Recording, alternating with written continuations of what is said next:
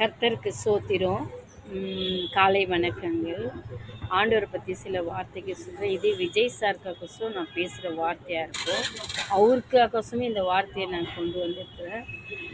என்னன்னா, ஆண்டவர் சிலுவையில் அறியறதுக்காகோசம் சிலுவையை சுமந்துன்னு அந்த ரோடு வழியாக இஸ்துன்னு போவாங்க. அவர் அந்த சிலுவையை சுமந்துக்கின்னு போவார். அந்த ஊர் உள்ள போகும்போது அந்த ஊர் உள்ள இருக்கிற பொம்பளைங்களும் ஆம்பளைங்களும் அவரை பார்த்து அழுவாங்க, கத்துவாங்க, கதறுவாங்க. அப்போ ஆண்டவர் ஒரு வார்த்தை என்ன சொல்கிறார் சொல்லுங்க, அழாதீங்க, எனக்காக அழாதீங்க, உங்களுக்காகவும் உங்கள் பிள்ளைகளுக்காகவும் அழுங்கள்ன்றார்.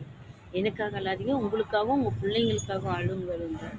ஆனால் உஷாராக இருங்க, இந்த உலகத்தில் உஷாராக இருங்க. பச்சை மரத்துக்கே இந்த பாடுனா பட்டை மரம் உங்களுக்கு எந்த பாடுன்றாரு. என்ன சொல்கிறாரு? பச்சை மரத்துக்கு எந்த பாடுனா பட்டை மரம் உங்களுக்கு எந்த பாடுன்றாரு.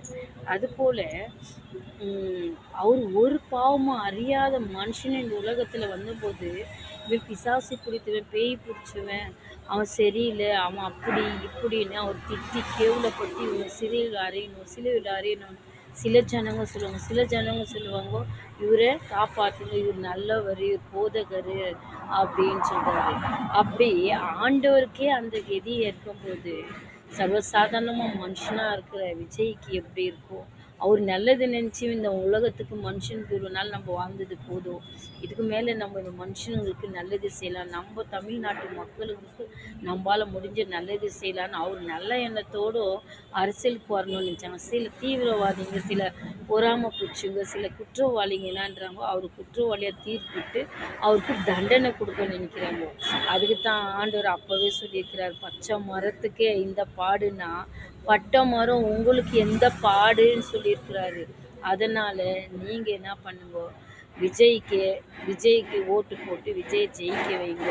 அவர் சாராக சொல்கிறேன், இப்போல்லாம் சின்ன வயசில் எனக்கு அவருடைய சின்ன வயசு தான், ஆனாலும் அவர் அப்போல்லாம் மாமான்னு சொல்லுவோம், இப்போல்லாம் அவரை சாருன்றோம். ஏன்னா ஆண்டவரை நான் ஏற்றுக்குன்னு ஆண்டவர் பிள்ளையாக வாழ்ந்ததுனால நான் அவரை சாரா ஒப்பு கொடுக்குறேன். அதனால் என்ன சொல்கிறேன், அவரை ஜெயிக்க வைங்க. என்னை பொறுத்த மட்டும் அவர் நல்லவர். அவர் எடுத்த ஃபிலிம் எல்லாமே ஒன்றுடாத பார்த்துக்கிற அவர் நல்லவர்.